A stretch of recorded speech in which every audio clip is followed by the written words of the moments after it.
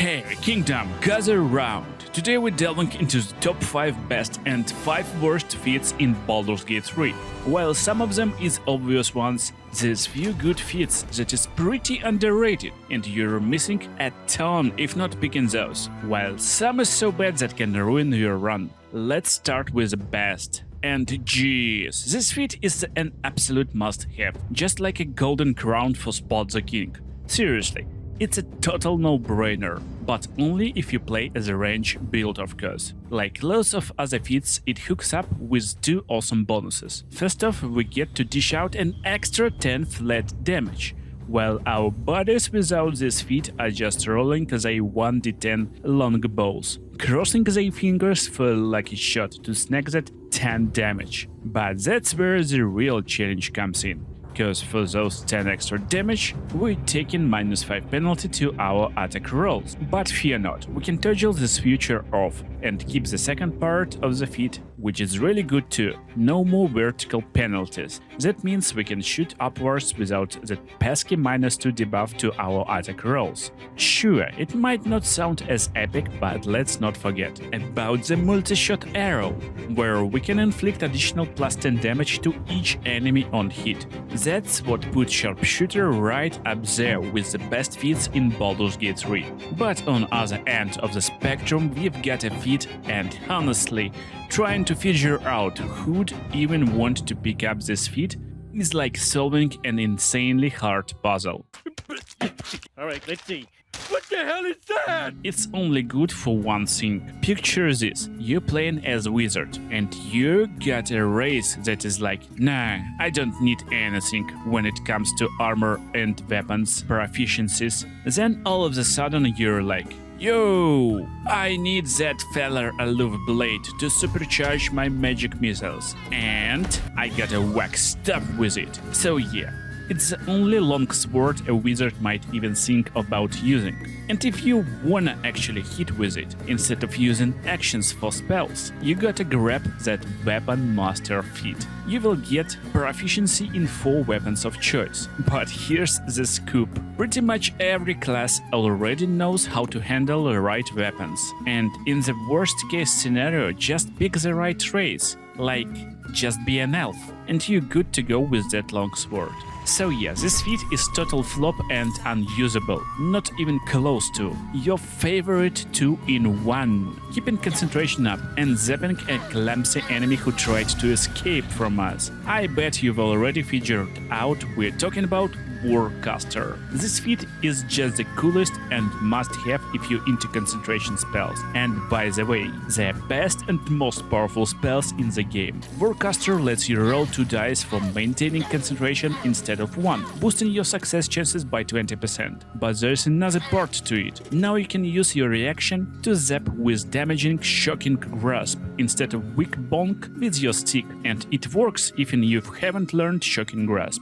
So concentrating will be a lighter breeze, lighter than light armor, because the next feat is another one of the crappiest feats in Baldur's Gate. And let me tell ya, this one is about as trashy as a Weapon Master. With this feat you can snag yourself a +1 strength or dexterity. But here's the most important part. You also get ability to slap on some light armor. The problem is, it's straight up worthless. Any martial class already has proficiency to gear up in light armor, except maybe monks? But they don't give a fuck about armor anyway, so this feat might be okay with wizards, but let me tell ya, there's ain't no light armor in the game that's gonna give a decent bonus to a wizard, and its armor class is so freaking low that just taking dexterity +2 would give us +1 AC, and additional dexterity saving throw, and another +1 to initiative. So this feat is total dumpster, and that's where it belongs. Unlike this powerhouse feat, which is something you wanna grab on any melee martial class, if you're planning on swinging your handy-dandy stick of smashing. I mean the 2-handed sword, of course. This feat is basically the backbone of any melee build. Essentially, it's the sharpshooter for close combat, but it's actually way cooler. And I'm talking about Great Weapon Master. Don't mess it up with Weapon Master. First off, you get the same ability as Sharpshooter to deal additional 10 damage, but with penalty of -5 to your attack roll. So, if you can find a way to gain advantage on your attacks, that penalty disappears. And it's gone! And you can just wreck opponents like there's no tomorrow. Sure, you can turn off this ability to hit more often, but then you lose that plus 10 damage. However, even so, this feat won't be as crappy as feats in the worst list. Because yeah, it will still work, even when it doesn't work. Let me explain. Plus 10 damage bonus is only given when you're wielding a two-handed weapon, and when ability is activated, but even if it's turned off, or you're running around with a single-hander and a shield, this feat will still give you the ability to make a bonus attack after a crit or after killing a baddie. So even at level 5 running around with one-hander, you can still make 3 attacks per turn, and with two-handers that's potentially plus 30 damage or one shot basically on most enemies. So yeah, deserved to be one of the best feats, unlike another representative of feats that are just useless. Basically, if you decide to take this feat, you'll only get in +2 to dexterity saving throws. Of course, that's not all. It's an improved dexterity saving throw. Usually when you fail it, you take full damage and half damage on save. But with this feat, you can completely avoid damage on success. Sounds cool, right? The catch is that you can count spells you'll need to pass this check on the fingers of one hand. Well, maybe a 3-fingered dinosaur hand to be precise. And if you still don't know what feat I'm talking about, it's Shield Master. So maybe it's worth talking about who could actually use this crappy feat. Fighters and barbarians probably don't care. Maybe a class with a health problem like a wizard or warlock, but as usual, there's a catch. To use the feat you need to carry a shield, and if you're a mage who's not an elf or human, you're not proficient with a shield, so you won't be able to cast spells. Creating a character just to use one of the crappiest feats, well, it's not really worth it. But for the next feat, I'd do anything needed. Because this feat is so busted, it single-handedly won me the Golden Dice and Honor mod. Let me reveal this instantly, it's Tavern Brawler. Grab it and get +1 Constitution or Strength.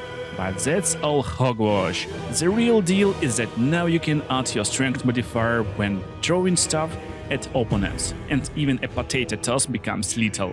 Did you catch my Baldurs Gate 3 potato playthrough? Check it out later at the link in the description and pinned comment. But hey, where I'm stopped. Forget about the potato. We're also applying it to unarmed strikes. Works for druids too, so smacking with your paw is a piece of cake.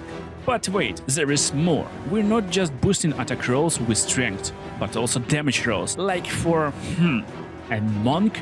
That's +10 damage on flurry blows, with just 20 strength, and you can have even more with potions and lotions battle, making Tavern Brawler essentially great weapon master, but instead of -5 to hit, you'll get +5 or even more with potions. It's crazy good, totally OP, insanely busted, but you know what? The next feat could have been nuts too, but it's garbage. The main purpose of this feat, of course, to get rid of disadvantage when we're in the close combat. Who gets disadvantage?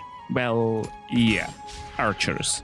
In our case, crossbow users. Actually, feat Crossbow Expert is designed to unload mini arrows up close to the opponent, but it begs the question, why the heck are you standing so close? To me, this feat looks like a choice we take just in case. But that's crap, we need feats to win, so the only time this might come in handy is if you're ambushed by Githyanki and they decide to teleport close with Misty Step. It will probably happen like a couple times in the game, otherwise it's just useless feat. But the feat has a second use. It doubles the duration of grappling wounds. Wow!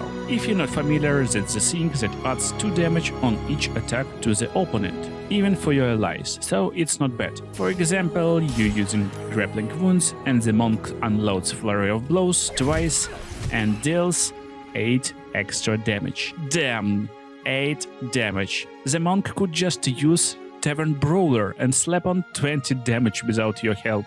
And do it all the time, unlike your grappling wounds, which still need some luck to be applied, because the opponent can make saving throw, and you can only use it once per short rest. Anyway, you can shove your crossbow where the sun don't shine, and better grab the best feat in the game, because this feat can mean victory or defeat, especially important in honor mode, where losing means starting over. You know what's important in the battle? Damage, armor class, spells? No. The game is generally balanced, and whatever you choose, you and your opponents will have very similar HP, armor and damage. Unless you're using my builds that deal 500 damage per turn, of course. So, what's really important when everything is balanced? Obviously, it's the turn order, or as it's called in the game, initiative. Yeah, it's freaking important, cause if you go first and deal 20 damage, and then enemy goes and deals 20 damage to you, then you hit them again, and they are toasted. You won't have much health points either, so it could have been you. That's where comes alert. Feat of ultimate value, because on average the initiative bonus will be from 0 to +3, and it basically depends on dexterity. So with 3 feats of dexterity +2 for a total of +6, you can get +3 initiative. Yeah, you'll get some armor class, so it's not so bad, but just one feat, alert, gives you +5 to initiative, whopping +5, and almost guarantees you'll always go first. It's also really cool for the whole party, because this way you can get shared initiative, which allows you to combine abilities. A bunch of enemies standing together, so until they spread, you can sprinkle them with holy water with your cleric and blast them to bits with the druid's lightning spell. Sounds broken, but that's not all. Alert, like other feats, has 2 bonuses, and the second one is just as good. We get protection from surprise, and that's a very unpleasant condition, because we not only go second, but also miss a turn, which is doubly unpleasant. Alert completely blocks this mechanic and makes us Fearless Destroyer. Seriously, one of the coolest feats in the game. But there is one more feat, which do I consider crap. Alright, so I'm in a dungeon. Oh, perception check. Oh, it's a trap. How unexpected. A trap in a dungeon. Let me open this sarcophagus. Damn, another trap. Oh my goodness, that hurts. If only I had a dungeon delver, I would have taken half the damage, which I don't even feel after getting past level 4. Also, I could pass those checks more often, but they will already be rolled for whole party. So dungeon delver will give us only around 5% chance for a successful perception check, and they are basically useless in 90% of situations anyway. This feat is just garbage. But what do you think? Drop your comments, and I recommend checking out videos on the screen right now. Subscribe and see you in the next videos.